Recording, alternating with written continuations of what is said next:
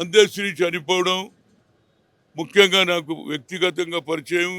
కలిసి హనుమంతన్న తెలంగాణ గురించి మనం ఫైట్ చేయాలన్నా అన్యాయం జరుగుతుందని చెప్పిన వ్యక్తి. అందశ్రీని నిజంగా కూడా మా ప్రభుత్వం వచ్చిన తర్వాత అందశ్రీ అని కాదు, అందశ్రీతో పాటు ఎవరైతే సాక్రిఫైస్ చేశారో, తెలంగాణ గురించి ప్రాణాలు అర్పించారో, తెలంగాణ అభివృద్ధి ఏందని చెప్పినటువంటి అందశ్రీ పాట ఇది రాష్ట్ర పాటగా మిగిలింది. పాట ఏంది?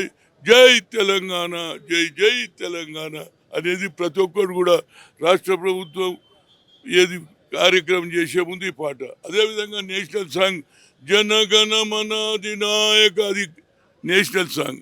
మన రాష్ట్రాన్ని పార్టీని సాక్రిఫైస్ గుర్తించిన అందశ్రీని ఎవరు మరువరు.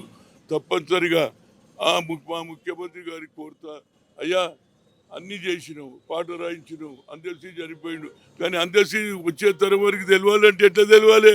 పాటతో పాటు ఆయన విగ్రహం కూడా పెడితే వచ్చిన ఏ ఊరికి వెళ్ళి అరే ప్రతి ఊర్లో అందశ్రీ ఉన్నదని, అరే ఈయననే అందశ్రీ అని వచ్చే తరం వారికి తెలియాలి. దాంతో వచ్చే తరం వారు కూడా దేశం గురించి భక్తి పెరుగుతుంది, దేశం గురించి త్యాగం చేయాలనే ఆలోచన వస్తుంది అనేది నా ఉద్దేశం.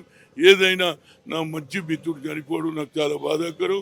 నేనే కాదు, విద్యార్థులందరూ బాధపడుతున్నారు, ఎంత మంచి పాట పాడిన రాని. కనుక ఆయన గుర్తింపు ఉండాలంటే ఆయన విగ్రహం తప్పనిసరిగా పెట్టాలి, వచ్చే తరం వారికి తెలవాలని చెప్తూ, ముఖ్యంగా ఈ ఆలోచన ఏది స్టాచ్యూ పెట్టే ఆలోచన నేను ముఖ్యమంత్రికి చెప్తాను. అదేవిధంగా వాళ్ళ కుటుంబ సభ్యులను ముఖ్యమంత్రి గారు మంచిగా ఆదుకొని వాళ్ళ భవిష్యత్తులో వారికి న్యాయం చేయమని కోరుతా. ఏదైనా జై తెలంగాణ, జై జై తెలంగాణ. నమస్కారం.